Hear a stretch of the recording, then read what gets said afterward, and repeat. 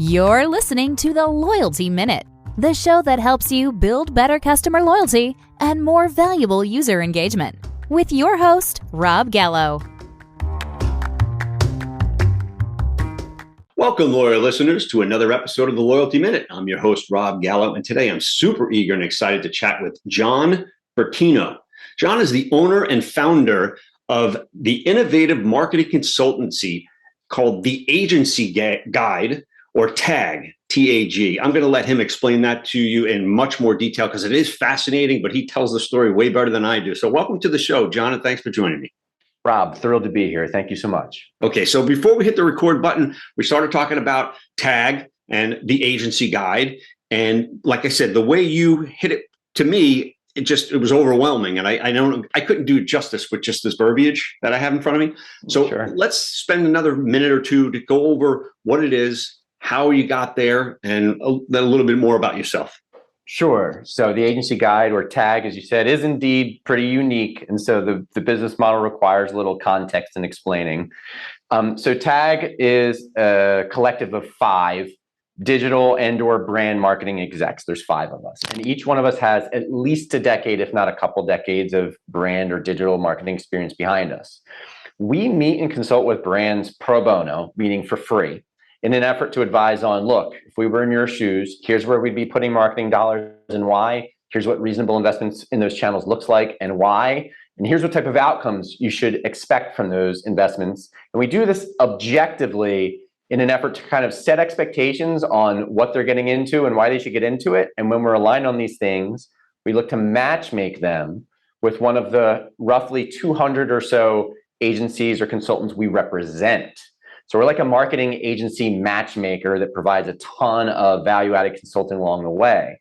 And the one other thing I like to highlight is that 200 agencies may sound like quite a few, and it is, but it's a manageable number. We've been doing this for 8 years now, and we really find ourselves calling on these various 200 or so teams, pretty much all of them at least some point throughout the year. And we're real clear on their strengths, their weaknesses, their vertical expertise, their employee retention, their client retention, their budgets, their costs, so on and so forth, which really allows us to create these amazing matches between the brands, their specific needs, and then this pool of vetted agency partners we represent. And again, we do all that free of charge because we, of course, make all of our revenue through the agencies we represent. Right. Yeah. Well, that's awesome. That's really, it's like matchmaking or dating, like a dating app for agencies. More so I've never even heard of it before. I love the concept. I love the idea because, again, I think about it marketing my standpoint, and I know we spoke before I hit the record button about 2 other businesses that I own and operate,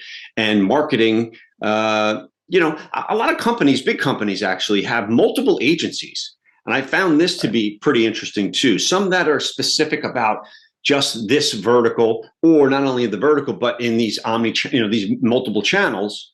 And it's kind of an interesting dynamic. Now, 200, like you said, it sounds like a lot, but I think there's probably a couple of thousand in the US alone. So Sure. Just 200 is not that many. So we're going to get deep into the weeds, but I like to start off the conversation with the first question that I ask most of my guests, and that is, what is John Bertino? What do you think? What does loyalty mean to you? Customer loyalty or brand loyalty, right?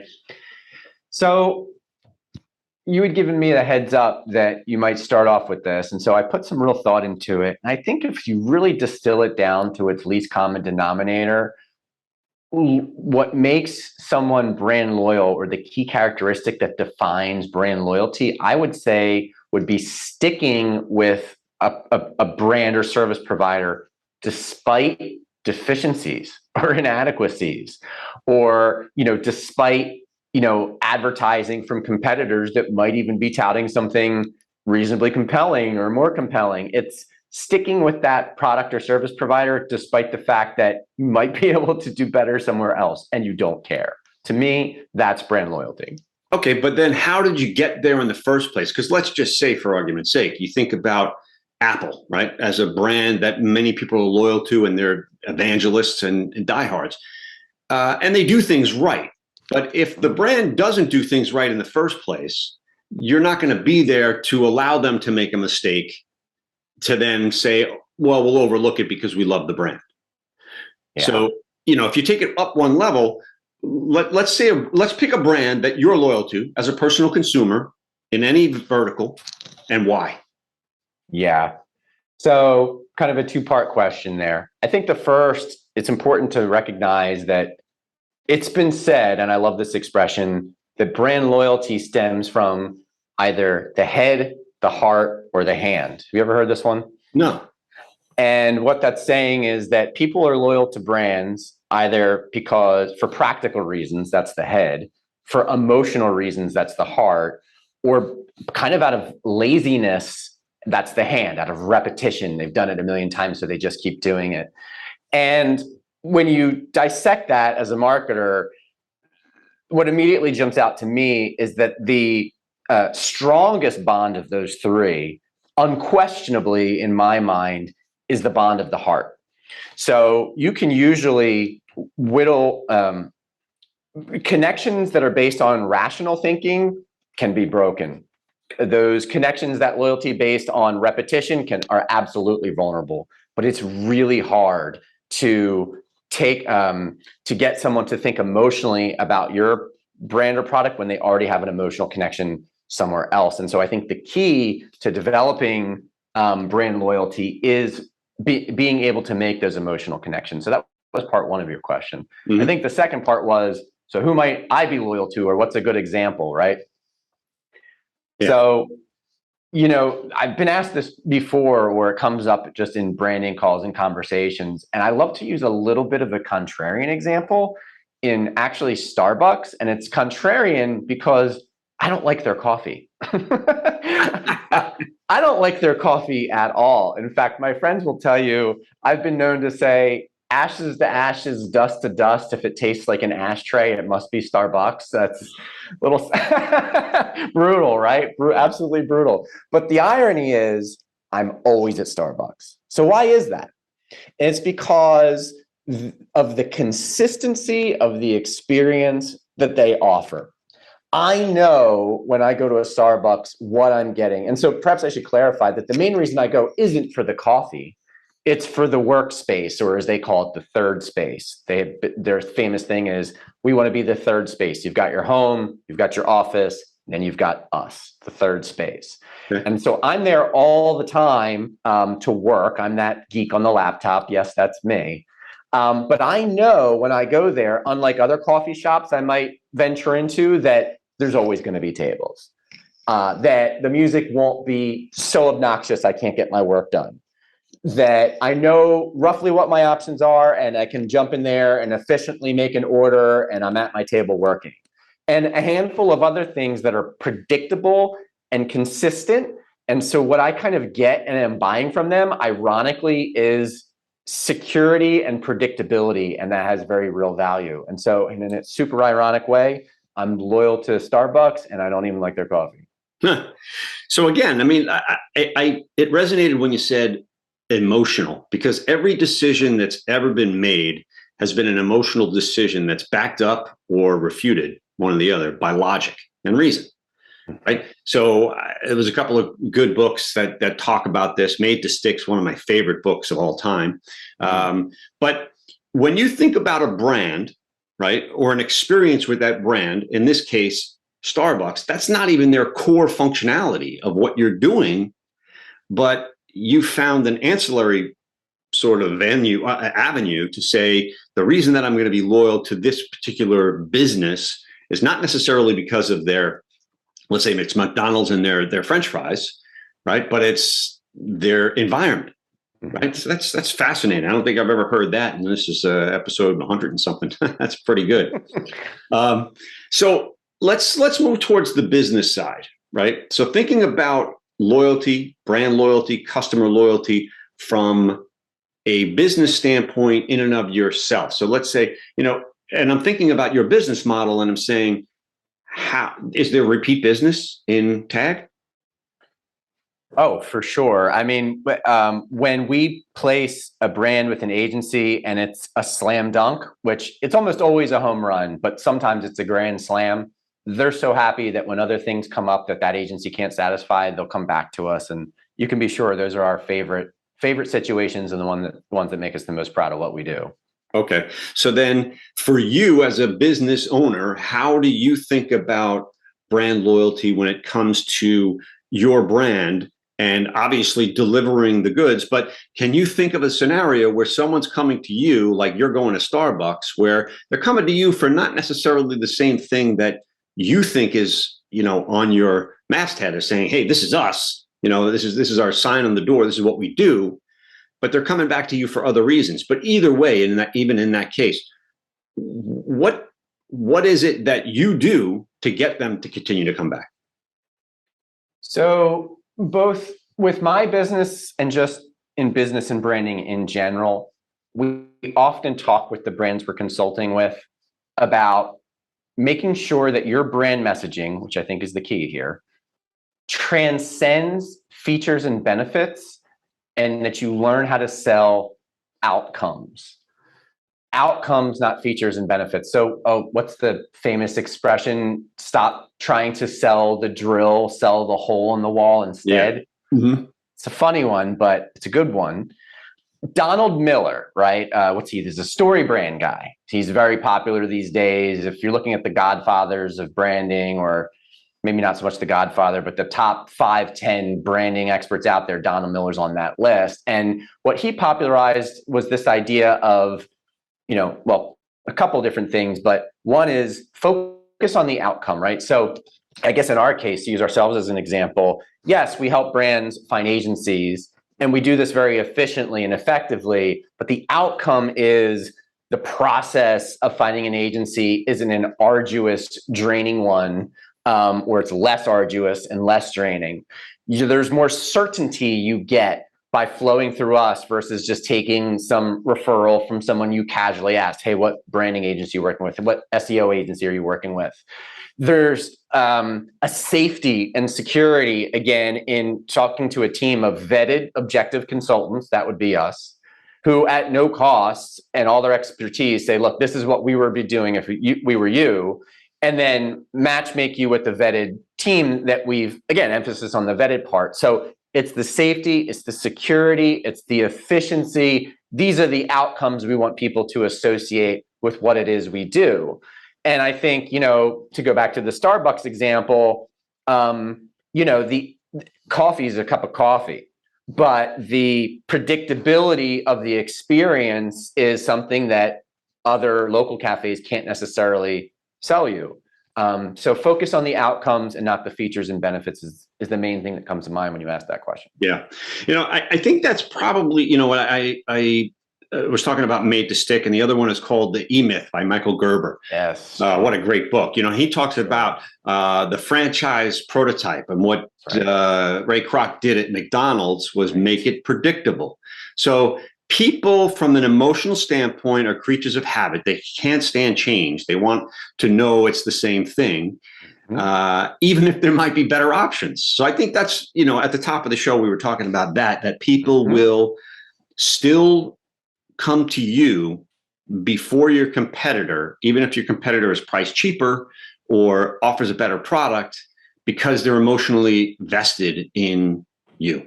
The emotion is absolutely the key. You need to find a way to have your brand connect with people at an emotional level. And it's not an easy thing to do. Mm-hmm. It takes a lot of kind of dissecting of your messaging, your value proposition, and understanding that ownable space, as my business partner Steven often calls it, that area where your value proposition and the experience people get when they interact with you is unique and separates you from the other options that are out there. Yeah, because there's always a better mousetrap somewhere, it seems like it. That's right. But Apple keeps its people, its consumers coming because they offer great products. But it's not only that too. I think it's the service, honestly. You think of $1 trillion company, and you can get somebody on the phone that understands what you're discussing with them and get you back the answers that resolve your issue. That to me is worth it. right then and there. I do business with a company called BMob, right? So one of my companies has it's a platform that kind of manages all your campaigns in one location. So you're doing Google ads, you're doing Facebook ads, and you have specific links for each one. And it's a nice view that you can see. But I got an answer from them, and they have a live chat. I got an answer from them that normally sometimes you deal with these big companies and you're going to get a generic canned answer.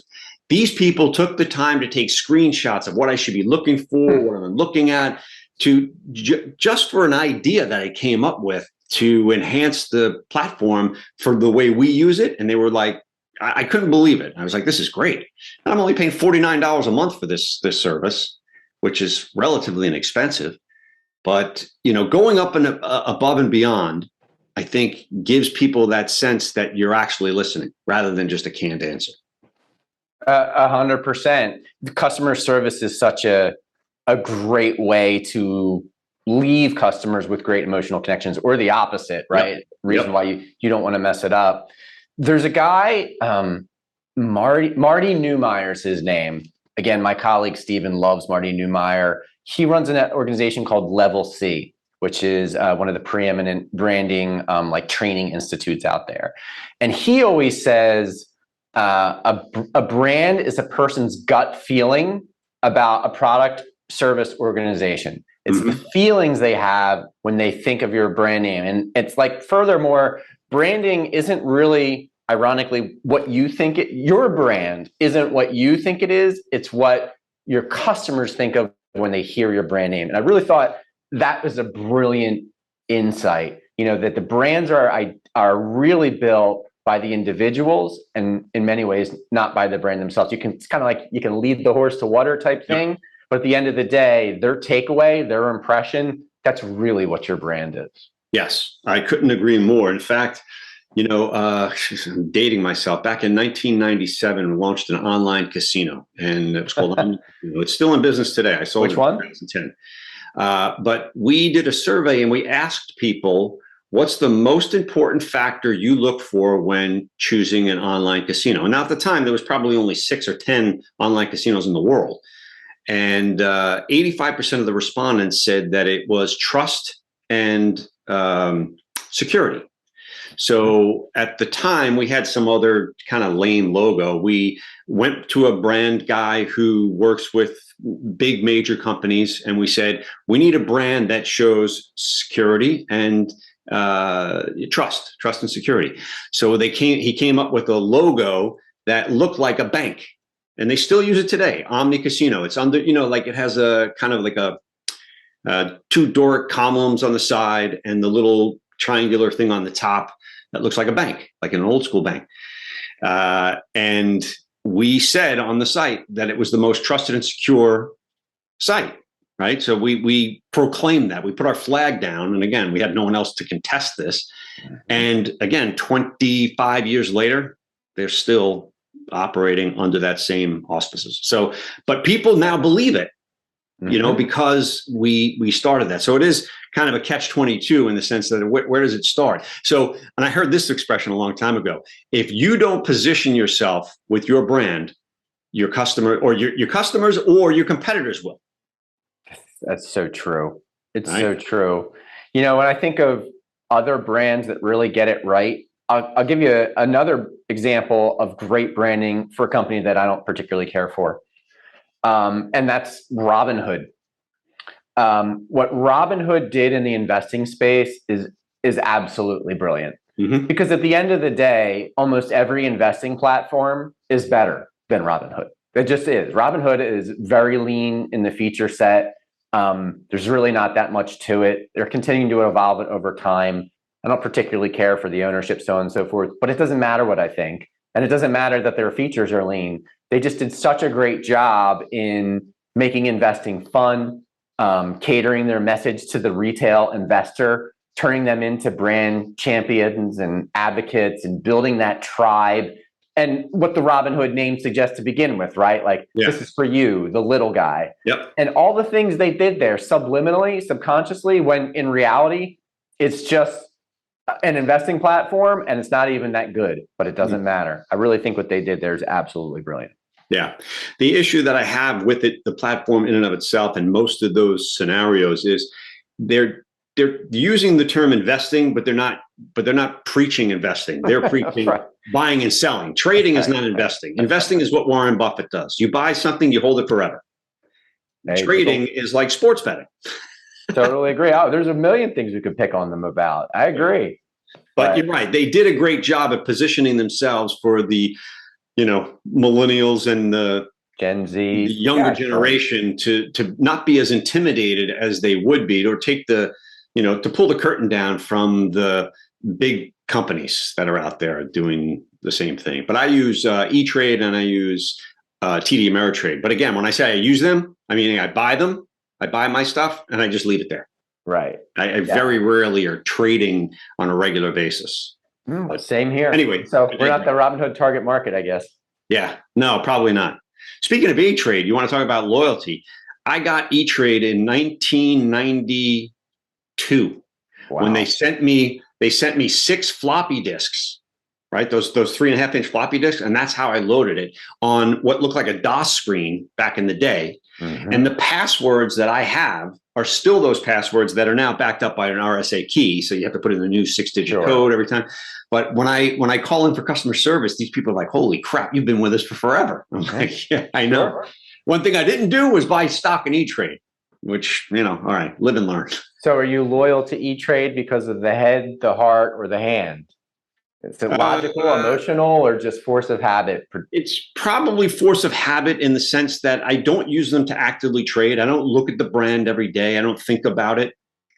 To me, it's just a conduit. It's not, the companies that I own within it are, the brands that I own. So like I own Ferrari, right? So I'm a Ferrari fan. I love Ferrari. I don't have one, but I just love the brand. I love Formula One, and I've been following for Formula One and Ferrari for 25 years, 20 years. So, but I don't think about E-Trade in the context of a brand, but I guess I should be, because they do have many competitors. But I don't know. I just don't think of that space. I think of it more on the brands I do business with on a daily basis. American Express, I'm loyal to the end, just because of a whole bunch of stories. And this is what I was saying at the beginning of the show. We usually talk in the form of stories, and I'm not going to bore my listeners with the same story about why I'm loyal to American Express, but it comes back to an emotional connection that I have because of something that happened with the brand that made me say, these guys have my back. Anyway, listen, we could talk about this forever, and I know you and I are going to take the conversation offline because I think I might be able to use tag services for a few of my other businesses. But as we start to wrap up, I want to ask you, what does the future of loyalty, customer loyalty, look like to you, John? Well, so on one hand, I think the future projects to be much like the present, in the sense that, kind of like we've been discussing on today's podcast, the core thing to me is emotional connection. That's how you get the most loyalty. And I don't think that's ever going to change. However, the tactics behind building those emotional connections, or the vehicles by which we use to get our message out, are changing all the time. Yeah. The most obvious example is social media, where we really seem to be going through the significant shift in what platforms are garnering the most attention. TikTok, most notably, and the way they've gathered or stolen market share from Meta. So when it comes to as much as we've been talking about branding, ironically, my marketing background is much more on the digital side of the equation, the SEO, the digital ads, the conversion rate optimization, these types of things. And whenever we're consulting with the brand and talking about, lead nurturing, which I think has some direct parallels to loyalty, right? Like when an opportunity falls in a brand's sales funnel, but they haven't closed it yet, they need to, air quotes, lead nurture. And you've got a few different ways to lead nurture. You've got email to follow up. This is what we're really talking about, is multiple touch points, follow-up touch points. How do you keep in touch, accumulate those touch points to ultimately lead that opportunity through the funnel or buyer's journey to a point of conversion. That's classic marketing 101. Mm-hmm. So what are those touch points? You've got email, you've got social media, you've got SMS, and you've got, which one am I forgetting? One more, organic social, email, SMS, and one I'm forgetting, and it'll come to me in a second. But I think, email will be email and SMS will be SMS as long as our mobile phones are still relevant. I think organic social is really where you have the opportunity to be the most creative and stand out and differentiate. And once again, apparently this is the theme of today's discussion. I'm not a big fan of organic social media. Like, I don't use it much. And I feel like a lot of brands, particularly smaller ones, waste a lot of money in organic social when they could be putting it into channels that are, kind of a bit of a contrarian viewpoint. They could be putting that money into channels that are more predictable, more forecastable, more guaranteed, more measurable, all of these things. However, make no mistake about it, Rob, organic social is one of, if not the primary mechanisms by which we develop the exact emotional connections that we've been leaning into and emphasizing throughout today. So the net, the takeaway there, and I think this is specifically like small business marketing advice here, is I really like small businesses to focus on more predictable, more measurable channels when marketing budgets are lean. But once you have a little room to breathe, you've got a little room to play, that's where I love organic social and all that it can do for you in building those really serious emotional lifelong connections, really developing that brand advocacy as well as that community, that tribe that's going to help spread the message for you, while, as we were discussing, doing that lead nurturing and creating those multiple touch points for you. That is really the beauty and brilliance of organic social. And so it's a very long answer to your fairly specific question. I don't know what the future holds, but I can almost certainly guarantee it's going to be the way brands leverage social media to create this connection. Yeah. Well, I have to be completely honest with you. When you said organic social, I thought you said organic search. And I was like, what? That's probably the most important thing that's... You don't want to get me started on organic search, because that'll take another 3-hour podcast.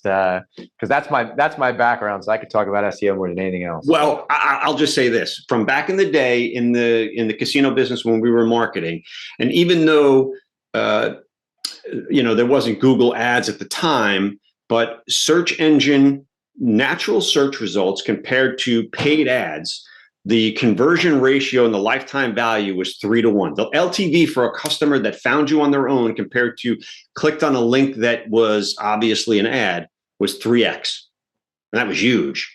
Yeah. So, yep. And I often attribute that. So now shifting gears, put my SEO hat on for just a minute with the whatever remaining time we have left here.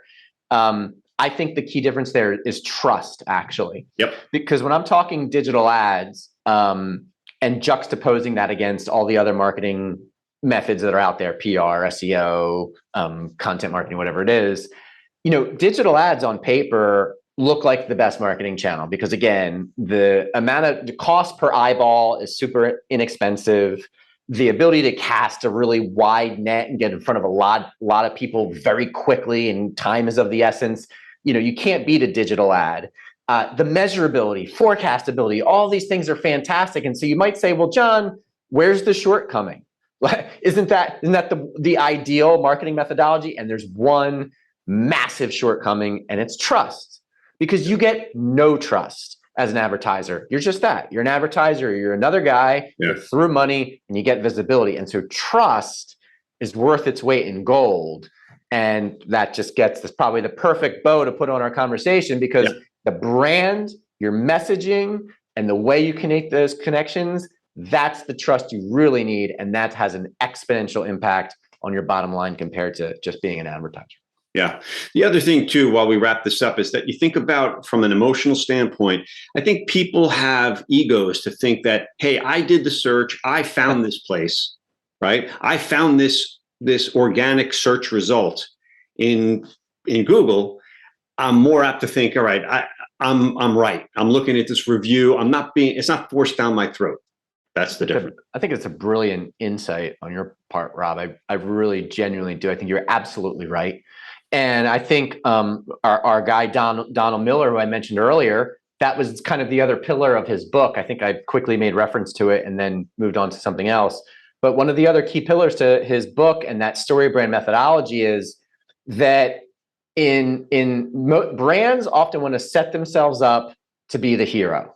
Brands say, we want to be the hero that solves your problems. And Donald Miller says, not so fast. If we're to use a Star Wars metaphor, you don't want your brand to be Luke Skywalker. You want your brand to be Yoda. And what does Yoda do? Yoda makes Luke Skywalker the hero. So your brand should be the Yoda that helps get people to the outcome they desire while they, in some way, do it on their own. Yes. They are the hero. Your brand is the enabler. Perfect. All right. We're going to end it on that note. Well, John, listen, this is a fantastic conversation. I want to thank you for your time. If our listeners, had some value, got some value out of the show, we would definitely appreciate a 5-star review on your favorite podcast streaming service. To listen to this episode and any other episode, you can visit theloyaltyminute.com. Thanks and enjoy.